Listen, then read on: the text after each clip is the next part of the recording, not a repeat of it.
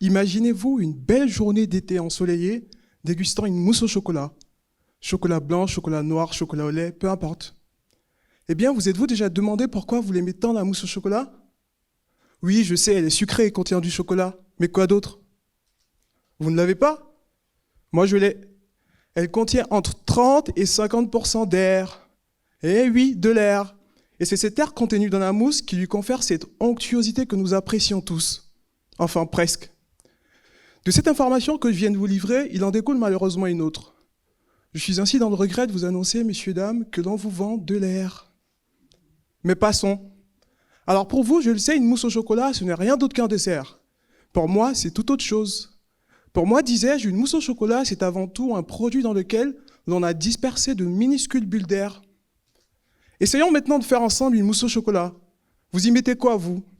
Du chocolat, du sucre, quoi d'autre? Bingo, des œufs. Passons maintenant à la préparation. Dans un premier temps, vous mélangez tous ces ingrédients dans un ordre que vous connaissez mieux que moi. Ensuite, vous remuez le mélange. Et lors de ce mélange, vous introduisez... Mais que se passe-t-il pendant ce mélange? Vous introduisez de l'air aspiré du ciel dans le mélange. D'abord, il va se former de grosses bulles d'air. Et au fur et à mesure du fouettage, ces grosses bulles se divisent pour donner des bulles de plus en plus petites. Et c'est là tout l'objet de mes travaux de recherche. Plus concrètement, je m'intéresse au mécanisme de division des bulles pendant le fouettage. Comment se divisent-elles? En combien de bulles filles se divisent-elles? Quelle intensité de force faut-il appliquer pour faciliter leur division? Bref, j'ai une liste de questions longues comme une journée d'été sans mousse au chocolat. Alors, de façon pratique au laboratoire, au lieu de faire du fouettage à la main, j'utilise des appareils pour étudier tout ça. Mais le principe reste exactement le même. Aujourd'hui, ce qu'on sait, c'est qu'en fonction de l'agent moussant qu'il y a dans le mélange, blanc d'œuf, protéines de lait ou encore protéines de soja, la division des bulles ne se déroule pas tout à fait de la même manière.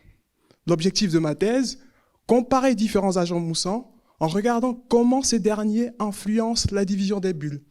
Alors oui, je sais, les plus curieux d'entre vous se demandent certainement à quoi ça doit bien servir d'étudier tout ça.